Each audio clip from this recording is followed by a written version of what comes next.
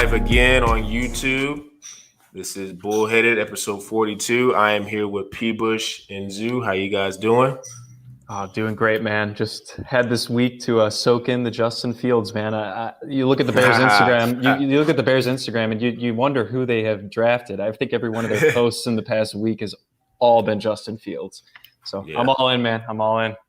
Yeah, I never seen Chicago Bears fans so happy in my entire life, man. It's like euphoria, man. Everyone's happy. There's good vibes, good mood. And yeah, they should be, man. They got a steal. They didn't even have to trade up that much, like 11th overall, not even in the top 10, man. Great pick. Yeah. Great pick. Yeah, Bears, man. It's a new day in Chicago, man. They got a quarterback.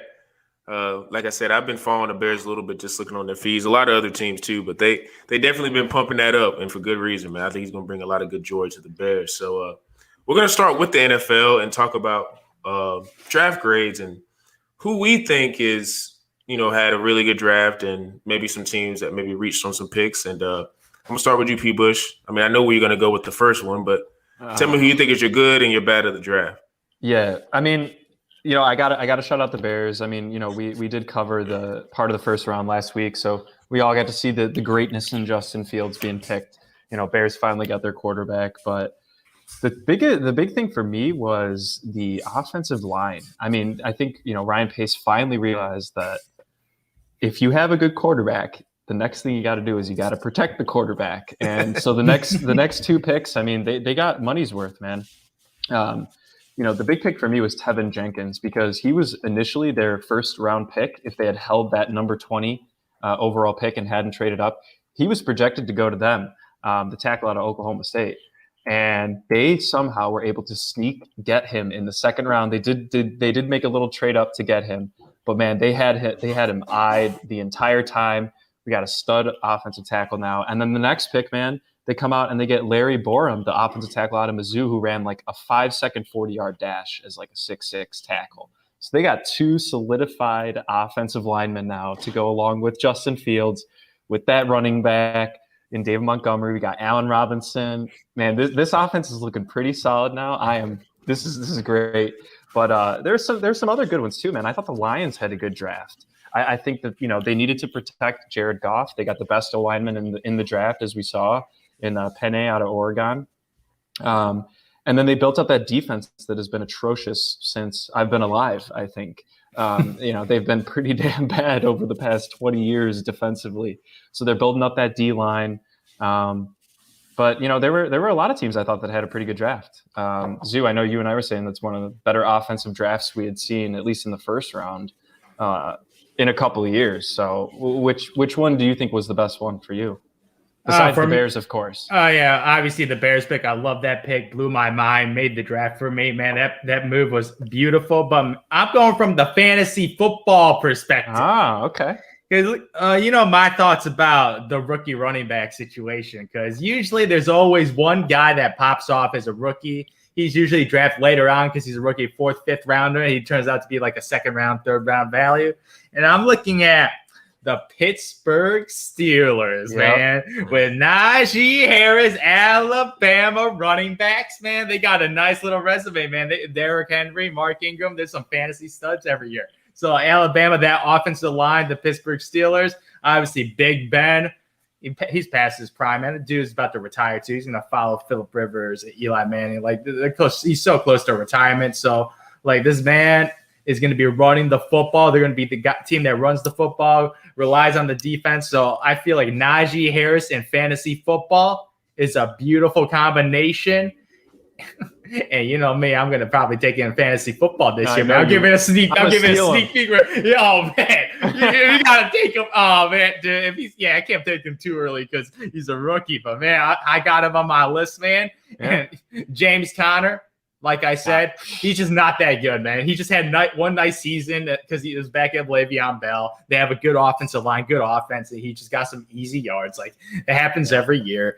To James Conner, offensive line. Yeah, he just had all the tools around him. The O-line, the QB, the wide receivers, making him. So, like, James Conner had a nice run, and now his man from Alabama is going to take over, man. So I'm just looking at that. I'm just like, that's a great fit. Obviously, but then Yeah, their running game was atrocious. I think it was last. Was it last year? It was definitely bottom Second to last five. or last, I think. I'm not sure. Yeah, there's a reason why they lost to the Cleveland Browns, man. They're all running back. Like, you lost to the Cleveland Browns. Their running back situation was pitiful. Browns is godly. Steelers with Nick Chubb and Kareem Hunt, they're greedy. They got 2 RB1s. Like, they're greedy. They got 2 of them. They don't even need 2 of them. So I do like that pick. I think the fit as well later in the first round. Like we saw recently, like there have been a lot of like legit running backs going like really early in drafts in the past couple of years, like top 10 picks. So that's like high draft capital.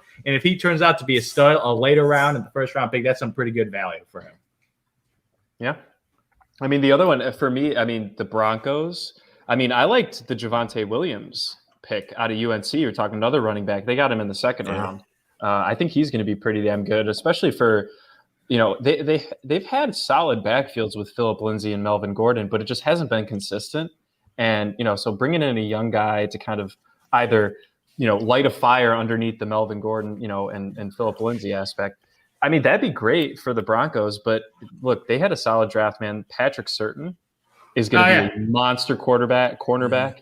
You saw Champ Bailey giving him a quick shout out. Champ Bailey, one of the best corners of all time.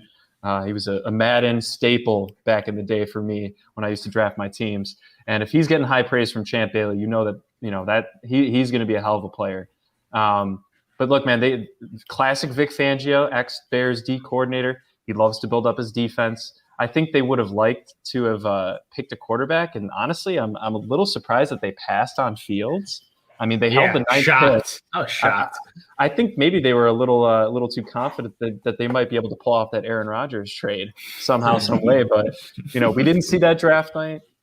You don't want to lock that in saying that it's going to happen during this offseason because I feel like every offseason, man, we hear Aaron Rodgers is unhappy. This is a little different, man. It's a little different this offseason. I think he's out of there. You think so? I think he's out of there. To me, it's either the Vegas or Denver, if anything. And, I put money on Denver. Yeah, Denver would be solid. I mean, we saw Peyton Manning make a late, career move out there, and he won a Super Bowl. Not as the main reason why they won a Super Bowl, but hey, man, he threw 50 touchdowns over there too. I mean, he popped off. You got the thin air with Rodgers' arm, man. He's going to throw it like 90 yards. So if he were to go there, that'd be great. And maybe that's what they were banking on in the draft. So I do think they didn't address the QB necessarily in the draft, but they addressed like everything else. They have a solid wide receiving core. They have a solid O-line. They have a solid tight end in Noah Fant.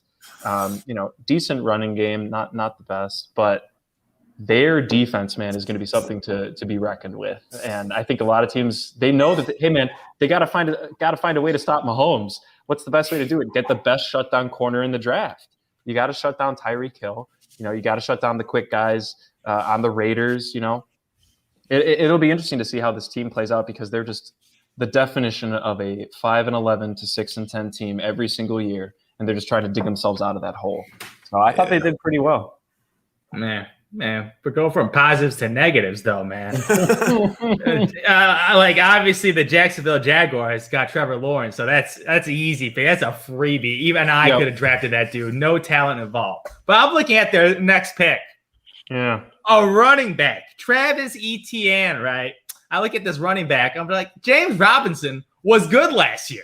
Yeah, right? More than good. He was great. He was the only reason Sean was relevant in fantasy football. He might have 0 wins without James Robinson. But man, the dude came out of nowhere, cheap contract. This guy was an absolute monster. And what do? They draft another running back for some reason. I don't get it. Maybe because he's a Clemson guy. They're like, oh, Trevor Lawrence. Like I don't get it. I'm just looking at this. I'm like, huh. What's the point? You already got a solid running back. You were just talking about the Cleveland Browns, man. Yeah, but dude, might as well go for an offensive lineman, man. Protect Trevor Lawrence, man. Like 2 running backs. I'm just like, that's excessive, man. Because the thing with the Cleveland Browns is, dude, they're so talented. The only position that I think they could get a lot better is the quarterback position, but they don't control that. They you got Baker Mayfield. What are your other options? So that's the only big position I see they think is significantly improved because they got the best offensive line in football with these elite running backs. So it doesn't. I feel like it doesn't even matter who's behind the O line. Like any average running back behind that Cleveland O line could do decent. So I'm looking at Travis Etienne as the second pick in the first round. I don't like it. Like, I don't even like it. Yeah. Like, even in fantasy football, I don't like it either. He might be splitting time with James Robinson. True. Like, so I'm just like, I don't like anything about it. Not good for fantasy. I don't even think it's good for Trevor Lawrence. Man, you got to protect that guy first. Yeah. I mean, you're right, Zoo. I mean, I think that, maybe they're kind of playing off that, maybe James Robinson had a lucky year. But looking at that Jaguars team last year, man, they did not have a good O-line. Mm-hmm. They did not have a good passing game. So the fact that James Robinson was able to do as well as he did was very impressive. It's not like a James Conner type fluke where he had a beast O-line to make him look great. Robinson was just doing his thing, man. So I agree. But the thing is, they're both cheap. So, it's a small market team. They're down to take solid talent. Zoo, you're always about taking the best talent available. And Etienne is a very talented football player. I don't think anybody can deny that. He's explosive. He's explosive as hell. So I can't hate on the pick, but I agree there probably were better areas to address. Who's better, him or Najee Harris? I'd take Najee Harris. I mean, they went back to back. Yeah, back to back. I don't know. I mean, I'd say it's pretty close, though. I mean, we won't really know. I mean, their games were great in college, but offense in college, man, is next level because there's no defense played in college unless you're Indiana University somehow last year. But, a team that, man, the Rams had a bad draft, man. They had a bad draft. Drafted. Yeah, dude, they fell. I mean, middle linebacker. They took Tutu Atwell, the Louisville wide receiver, in the second round. They didn't have a first rounder because they haven't had a first rounder in 4 or 5 years. I feel like they trade him away for a Pro Bowler every year because everybody wants to go out to Los Angeles. But I just don't think they really addressed anything. They already have a pretty solid wide receiving core, and the fact that they used their first pick on a wide receiver doesn't make much sense to me. Their defense is great. I think they could have continued to build up their offensive line. And they just completely neglected, in my opinion, where they needed help the most. But once again, it's hard when you're not, similar with the Texans, man. If you don't have draft picks, it's hard to have a good draft. I mean, you're finding these, quote unquote diamonds in the rough, or trying to find diamonds in the rough. But man, there's thousands of players that you have available, and you're picking a Louisville wide receiver, man. I mean, I know I'm sure he's a good player, but like that's not the position that they needed to address first and foremost. So there were a couple teams that I thought could have done better. I know a lot of people had the Patriots as a very high draft grade. Zoo, I think it's just Sean and I were talking pre-production. We think it's a lot of Bill Belichick. Just people hope have faith in Bill Belichick turning Mac Jones into the next Tom Brady, Mr. luck. Accountant, so what do you think about that, Zoo? Do you think Mac's gonna progress well in New England? I don't know. He fits the prototype, right? You just look at the dude, man. He just looks like a Patriots QB, man. Just look at him like that as a successor to Tom Brady. Obviously, there's only one Tom Brady. I keep saying what Tom Brady did this past year with the Buccaneers was his greatest accomplishment in football. He did, jumping from one franchise to another, his ability to recruit talent, getting Leonard Fournette, Antonio Brown, like forcing pretty much the Buccaneers organizations to be like, yo, give me weapons and I'm going to win.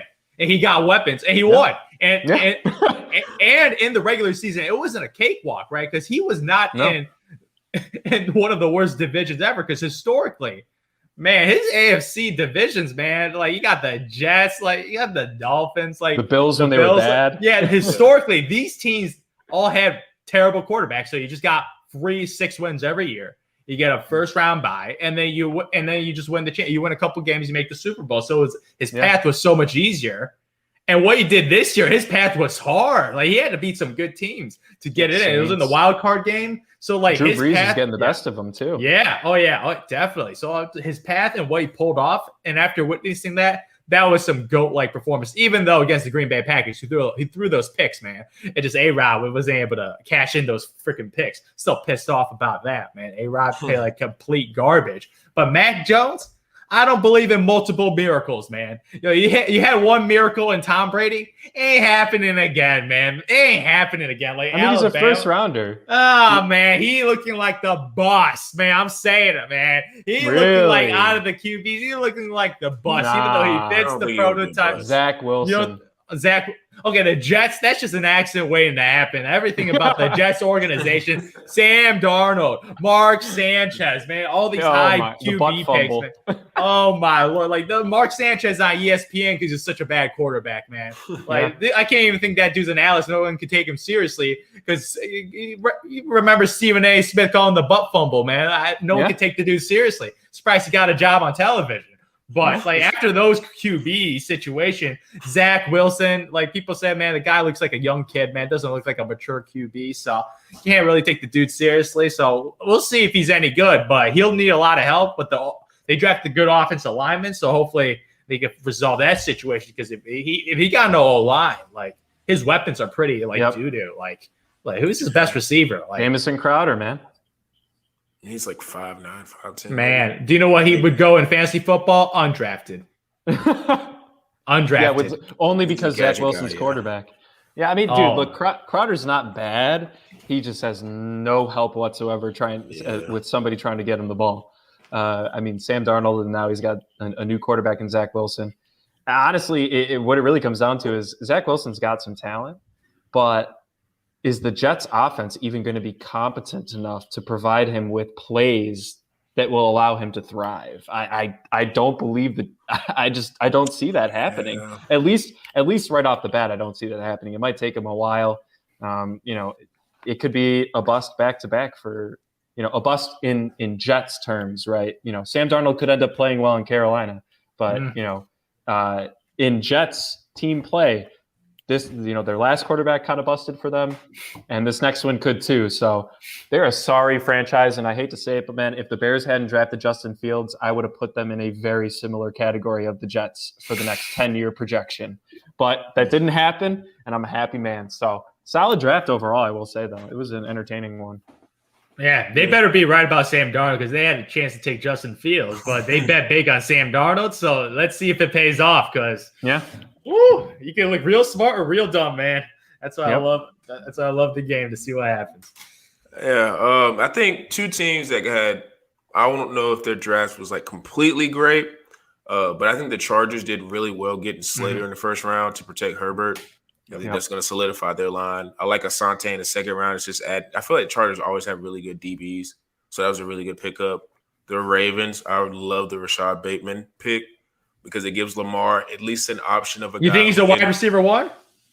Bateman, no, not to start off, but I do think he can develop into it because he's really, to be honest, I don't know who Baltimore has. I'm not sure who they have at the receivers right now, but in terms of body type and frame, Hollywood's a great receiver, but he's not a number one guy.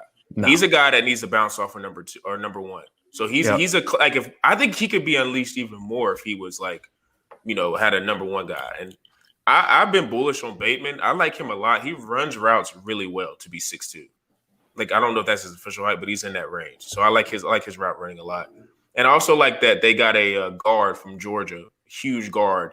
I think I was looking at their projected offensive line. It was like the smallest guy was going to be like 6'6", 300. So their whole line is huge. So that's going to really help their running game. With Lamar. And I think that's why they probably geared towards the running game because their line is huge. Yeah. So those are the two teams I really liked a lot. I'm not sure where it shifts the balance of power in all these divisions with the draft. Obviously Jacksonville, if they hit, they could really take off because we don't know what's going to happen with Houston. Tennessee, Tannehill's there, but I don't know how long that's going to last. One more year. Wentz with being the Colts. Based off his year with Philadelphia, it's hard to say that he's going to have this new resurgence, even though he does have his head coach now. So we'll see with that. But I think Jacksonville going with Trevor Lawrence, that's going to be the one that's going to, if it hits, that's going to shift the power. And it will be crazy because it's just hard for me to picture Jacksonville being in playoff talk. That's just going to be hard to look at. Hey man, they almost made the Super Bowl a couple years back with Blake Bortles. But consistently, it's it's just hard to see a small market team they're just consistently in playoff talk. Hey, Green Bay for years, man. Yeah, They're but they're one of, if not the Yeah. smallest market team in the country. But So let me tell you something. They keep pissing off your boy Rodgers. They're going to be irrelevant real quick. Because, like you say, I'm not talking shit about Jordan Love. I hadn't seen him play, but I'm going to talk shit about Jordan Love, man. He better be a Hall of Famer, man. He better be. He better be a Hall of Famer because, oh my Lord, they bet it all on him. Yep. Piss off your franchise quarterback right now, Crazy. man. Like, he's calling the GM Jerry Krause. Yeah, that was funny. I will say that was pretty damn funny. But look, hey, there could be a power shift in the NFC North too. Yeah, man. Finally got a quarterback I can watch in the Chicago uniform, man. Finally, it's been too long, man. It's been too long. Oh man, this is the next best thing after Derrick Rose being drafted. Oh, it's so good. It probably is, right? I probably is based on hype. Yeah, probably up there with maybe Patrick Kane for the Blackhawks. That's probably the only other massive franchise changing move in Chicago. Speaking of the Blackhawks, they got a sick jersey. I think I had a hoodie one time, but I lost it. They have a sick hoodie, even though I don't ever watch hockey, but they got a sick hoodie. Yeah. But so that was our draft grades. It's gonna be interesting to see how these guys gel, and we're gonna all follow their careers. But we're gonna shift into the NBA. Only a handful of games left. A lot of positioning. I feel like it's a little bit more competitive this time around because of the play-in. So a lot of teams are trying to shift their position to see if they can actually get into the play-in or the actual playoffs. So we are going to talk about the most interesting playoff scenarios for this upcoming, play-in and eventual playoffs. And Zoo, I'm gonna start with you, man. Which matchups would you think be the most interesting? Man, dude, not gonna lie, man.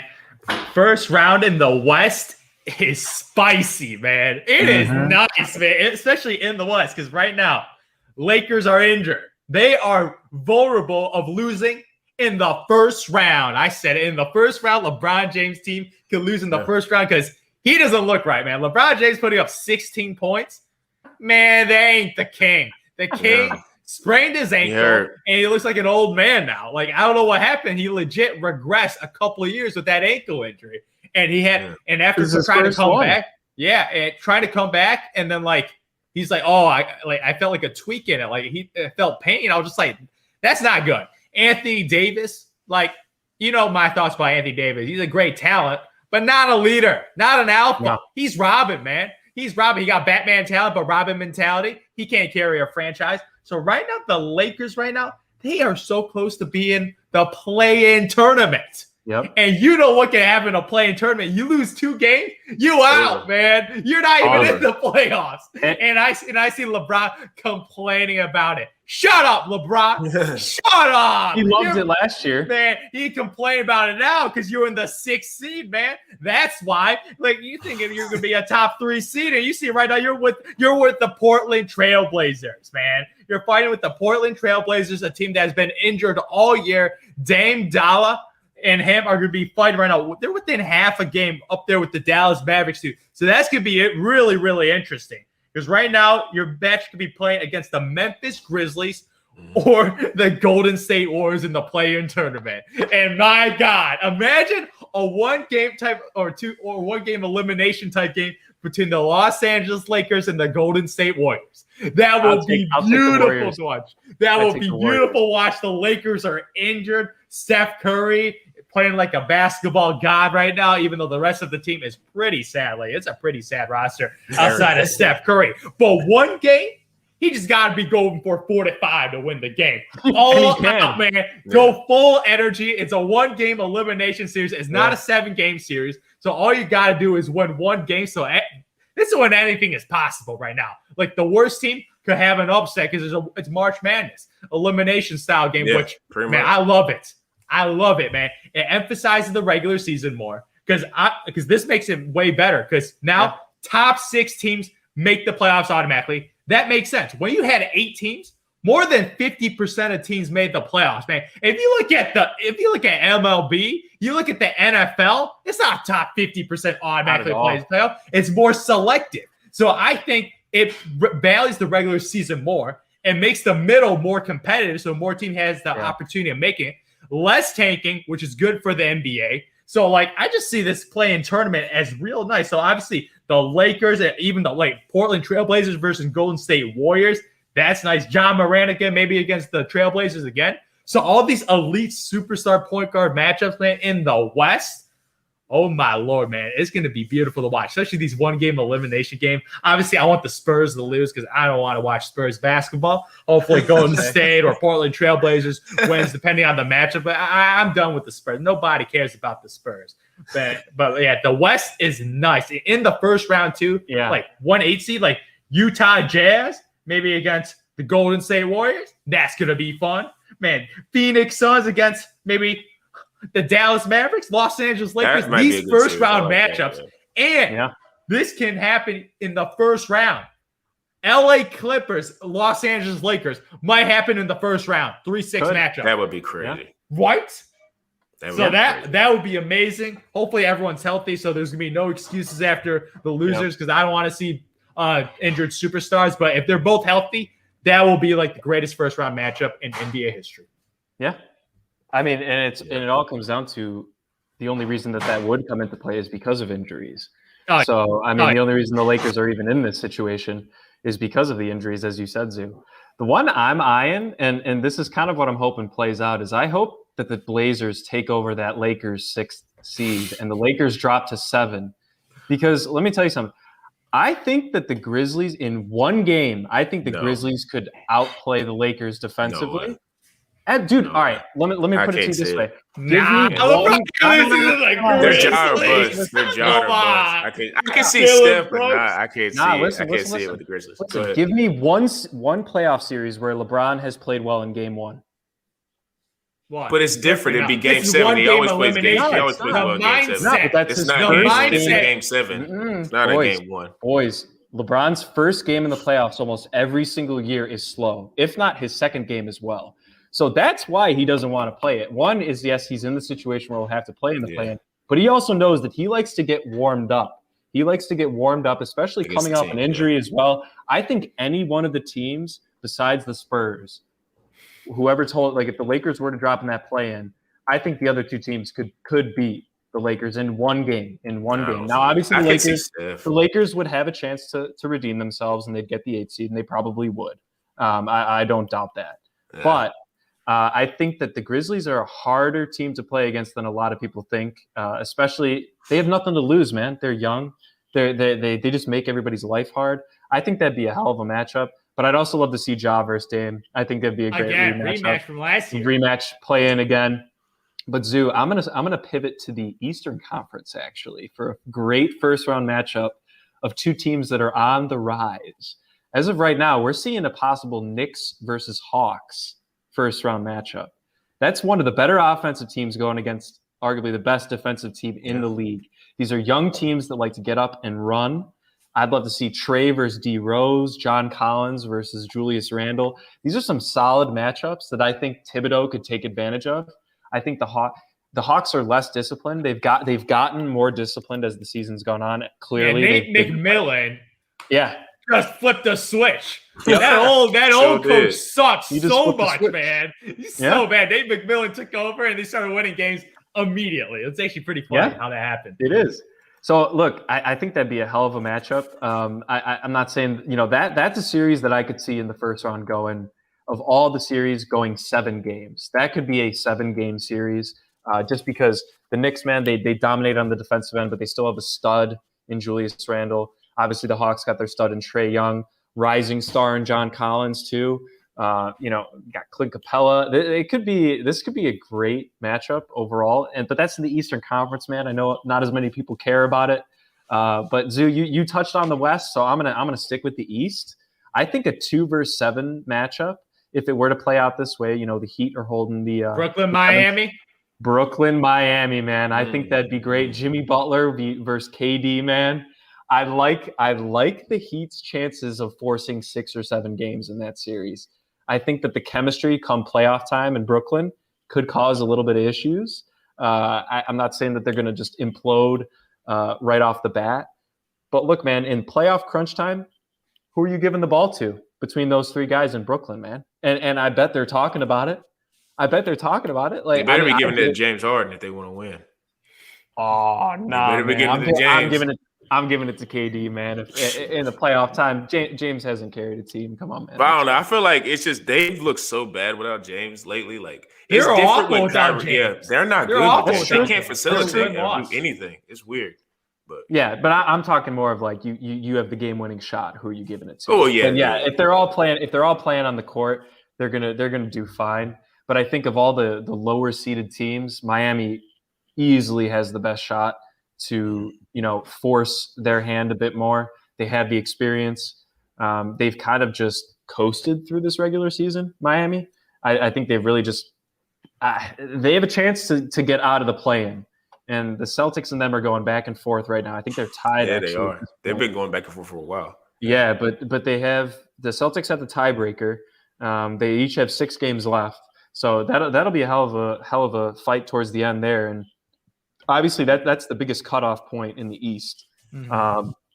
But another one, man, whoever grabs that 6th spot is gonna have to play the Bucks. And Bucks are playing, dude. This is a different Bucks team, man.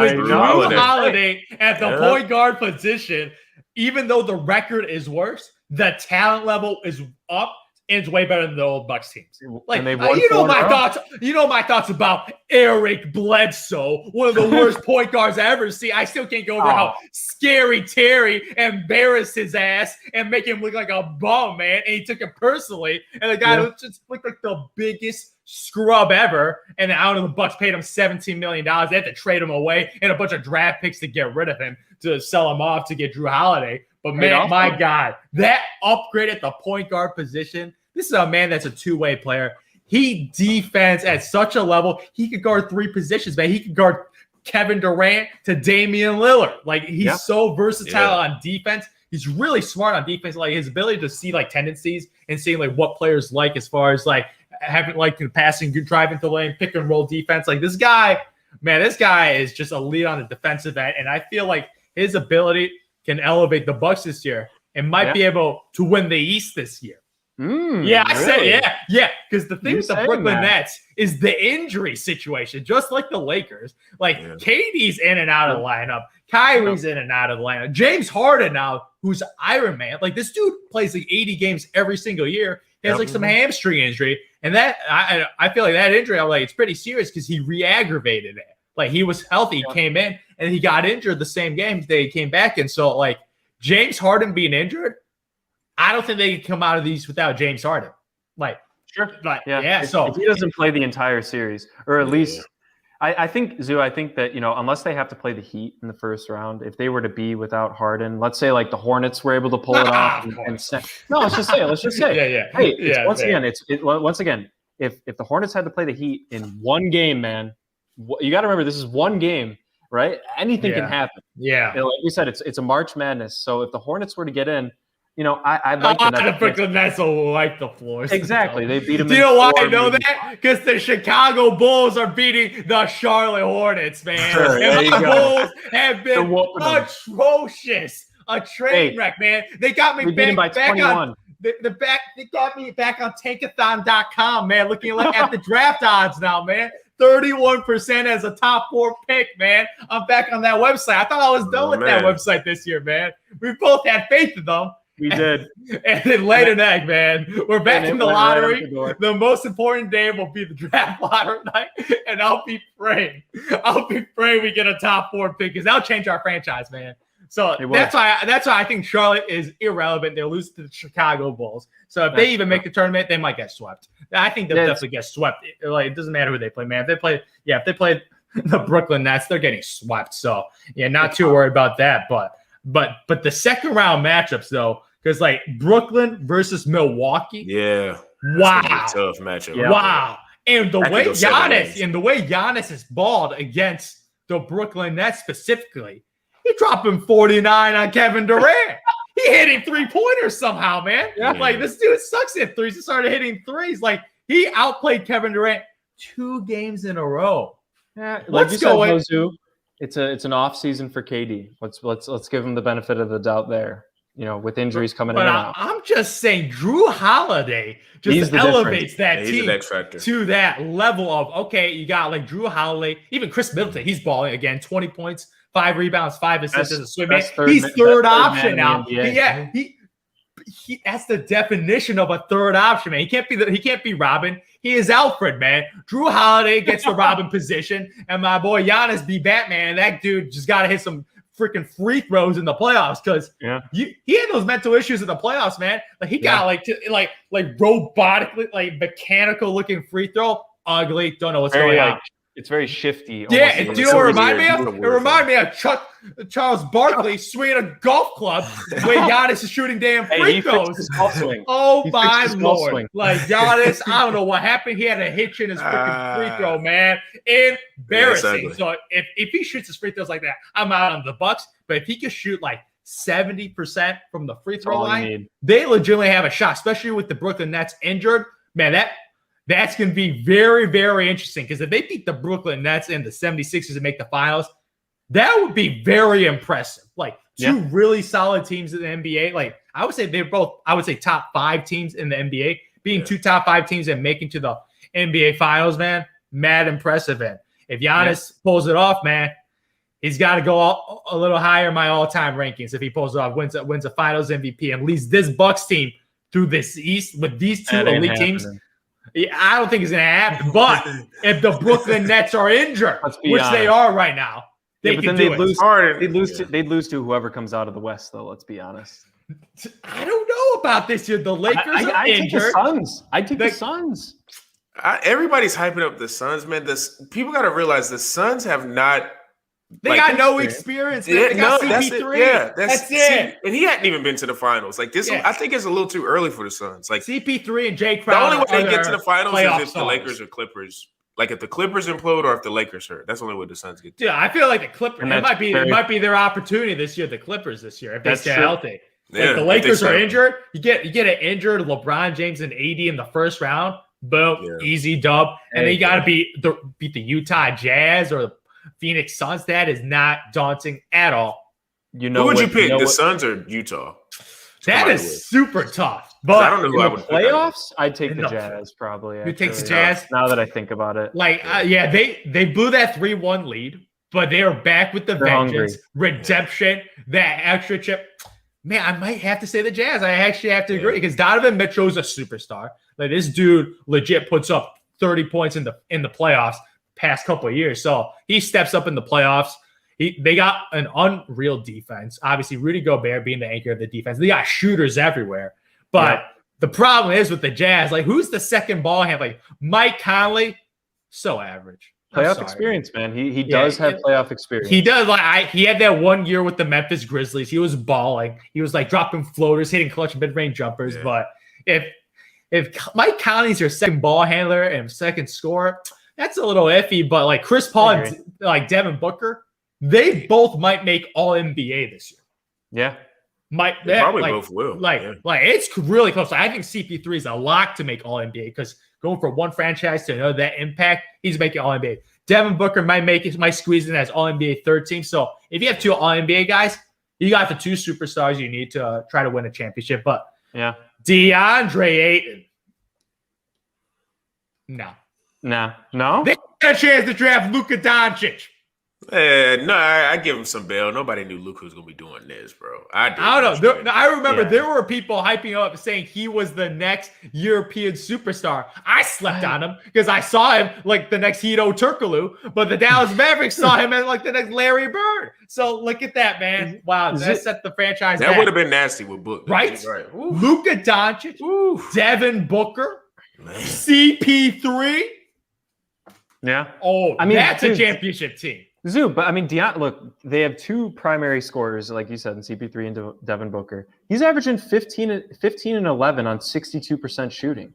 I mean, what else are you asking of him? I'm sleeping, man. I'm sleeping on it. In the playoffs, man, he's going to be irrelevant. He's going to be – he's like, what is his role? Are you going to post up DeAndre Ayton in the playoffs? Gobert would own him. Yeah, like DeAndre Ayton, I feel like in the playoff situation, he's just going to be a rim runner, like just the screen setter, like the Clint Capella Clint Capella ain't going number 1 overall. I'm sorry, No. man. This is why I am biased against the center position where you don't have, even though he's actually got a nice mid-range jump shot. Yeah, he can but shoot his, a little bit. but his post moves, not really there. Too mechanical. Yeah, exactly. That's the thing. Mechanical is not fluid at all. Yeah, he got a nice jump shot, but outside of that, like, you need post moves in the playoffs because the pace slows down. Everybody's tired. You give him the post, one-on-one action, maybe get an easy bucket. He don't got that game yet. He's just a nice screen and roll partner with Devin Booker and Chris Paul. And I feel like him as the third option, like the Phoenix Suns, man, they got this opportunity with this young superstar and an old superstar to try to win a title. Man, they got to go for it now because after CP3 retired, it's over for the Suns. It's over. Well, they also had a chance. They also had a chance this year to draft Tyrese Halliburton, and they took some. I don't even know who they took. There was some forward that could shoot. That was it. So I don't know. They have missed on the draft somewhat a lot. So I don't know. I think the Suns have a chance. I just don't buy into it because it's just hard. I feel like from a team that's lost as much as they have to just all of a sudden turn around and make it to like the finals. I can maybe see them squeaking into the conference finals, but I think with the Bucks, a lot of people are missing, and they may know it. They just are not mentioning it a lot. I think the acquisition of PJ Tucker is also going to help them out in a lot of series because PJ is the classic 6'5", 6'6" swing guy, can guard, can muscle around your bigs a little bit, sit in that corner, shoot that corner three. Shane Battier, man. Yeah, have he's so versatile in terms of what you can do on the floor. So, if I'm a bet man and they play Brooklyn, I'm picking Brooklyn if they're all three healthy. But I think Drew Holiday could bother Kyrie somewhat.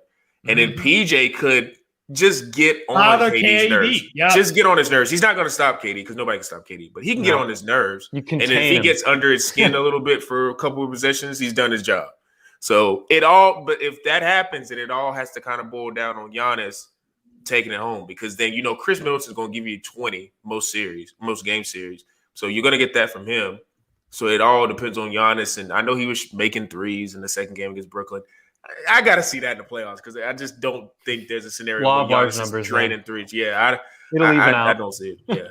Yeah. Listen, if it's up to me and I'm the coach against Giannis, if he makes 4 to 5 threes every game in the series, I'll be like, hey, good game, you won it. Like, I'll take that Jets because, if he starts doing that, that's best player in the league type potential. So it's a lot of series, man. Let's also not write off the very hot Nuggets even without Jamal Murray, man.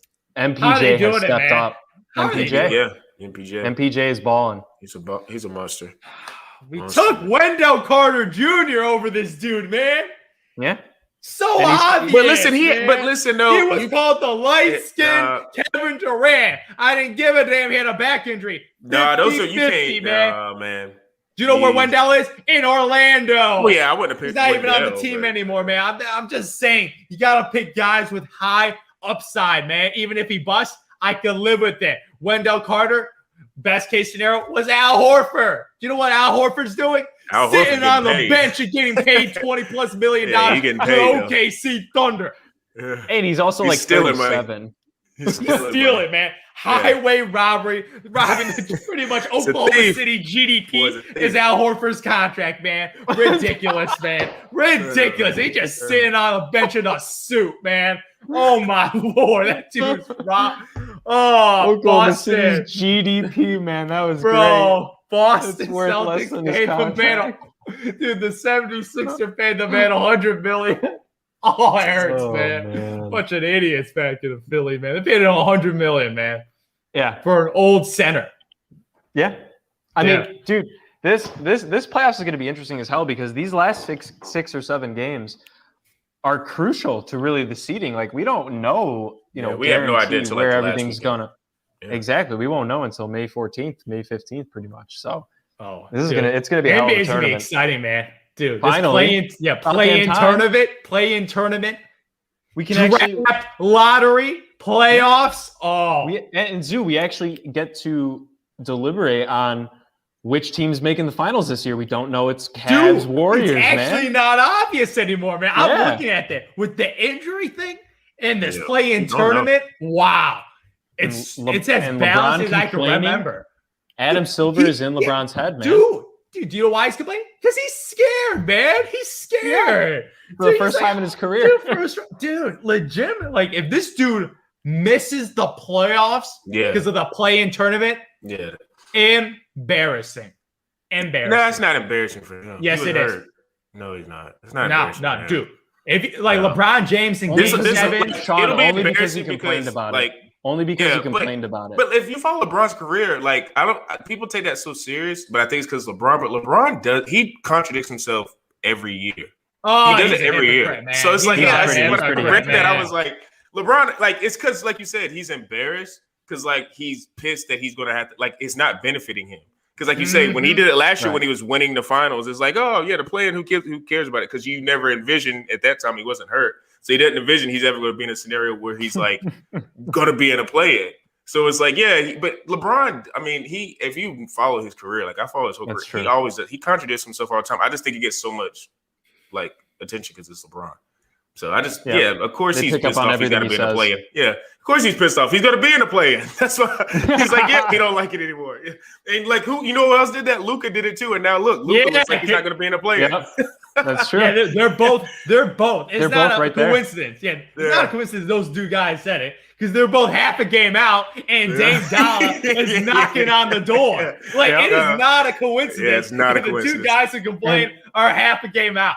Like, it's not a coincidence. And Shot, Lillard is the one, arguably, maybe besides Curry, is the one guy you do not want to have to face in a one-game situation. Dame is like, if it's a close game, it's over. Because he's going to take it. He's going to take that from the logo. As a Bulls fan, I wholeheartedly agree with that because he killed us this year. So in late game situations, single-handedly, Blazers down by 5. This guy hits back-to-back threes. There was a 0.0001% chance of it happening. My Lord. I hope Dame gets to a situation where I know he's the Mr. I don't want to do super team guys. But I hope he goes Chicago. I hope he goes somewhere. We need a point guard. Yeah, I'm sick of Kobe White, man. He's a nice guy. I don't want Kobe White starting anymore. I ain't gonna lie, I could see him in New York with the Knicks. Oh my God. That'd be nasty. Imagine Dame time in Madison Square Garden, man. That's exactly why. He's already got the trademark, and he's clutch. There's no better place to be clutching than the Garden. So I could definitely see that. Wow. Him and I don't know whoever would have joined. Him and a buddy. You recruit a free agent too. Because I don't think Obi Toppin's going to be there when he gets there. So I think he's going to another team. Bust. Yeah, I don't know. He's been man. Rough. Has he been hurt or is it just he ain't?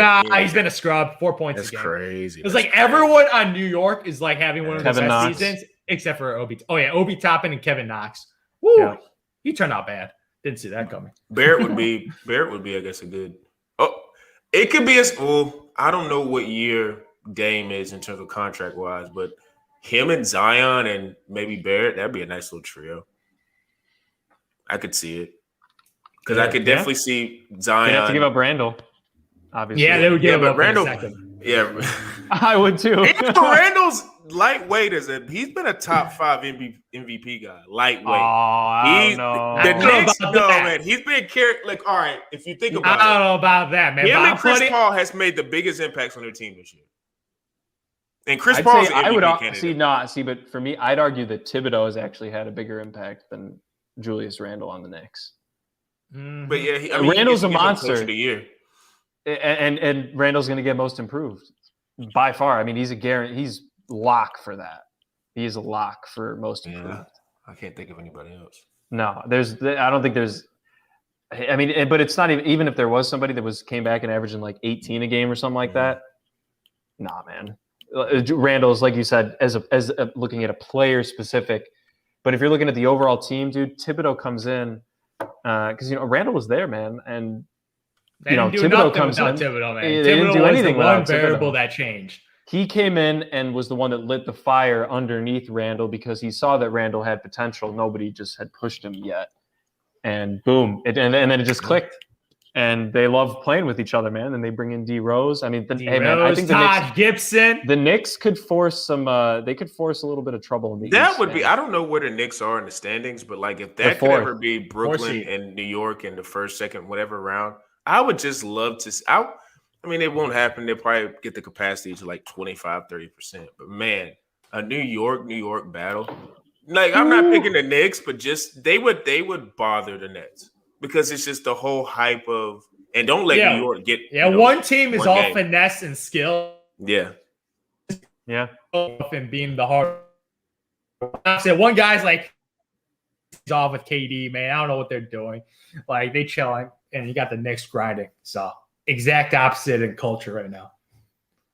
And I don't care what nobody says. That's why I think the Nets is just hard to see them winning because defense wins championships. If you know anything about any type of playoff basketball, nobody wins just solely off offense. Plus, too, with Dan and Tony, like, I know Nash is the coach, but that's Dan Tony's offense. Steve Dan Nash. Tony's offense is yeah, Dan Tony's won a lot of championships, dude. Yeah. Just kidding, dude. He's never won. Yeah. So, and there's a reason for that. It will be interesting to see. That's why I think a lot of people giving the Bucks a chance because they definitely will lock you up on the defensive side. And they got, I guess you can call Bucks and Knicks, man. Good. Giannis a defensive player. I guess you could say that. But they got 3 guys who could legitimately lock you up. So that is going to do it for the podcast tonight. Like I said, there's a couple of games left playing. It's a lot of people sweating, trying to get into that play-in tournament. So we're going to be following the coverage. We're going to have a lot of talk leading up to the play-in. NFL, I'm thinking some Rodgers news may come in the next week or two. Not too sure, but it's just a lot of drama to report with that. So, hopefully we'll get a trade to drop over the weekend or something crazy so we can talk about it on next Thursday. So we're going to be doing with that. Besides that, not too much NFL stuff. I guess rookies going to be going to camp, things of that nature. I'm not sure how they're doing with COVID, with all the mini camps and things like that. But we'll keep it up to date on that. But as usual, make sure you guys follow us on bullheaded_pod. Like I said, I'm putting all kind of football, basketball. Haven't had any baseball highlights to see. I think somebody actually had a no-hitter the other night. Probably should have put that up there. But, just a lot of great content. Orioles. Yeah, that was pretty cool. Pretty dope. Pretty cool, pretty dope. No one hit the damn ball hitter, for man. a freaking 3-hour game, man. No-hitter. Come on, man. Come on. No-hitter, man. No-hitter. No-hitter. My God. One day, Zoo. One day. But no, never be entertaining to me. Never. It's impressive, very skillful, but entertaining? Nah. Yeah, that's fair. That's fair. But trying to get as many highlights up as I can daily. So you guys make sure you check out for that. Make sure you subscribe to us on Apple, Spotify, Stitcher, Anchor, and all the other DSPs as usual. And for P. Bush, Zoo, and me, we're out.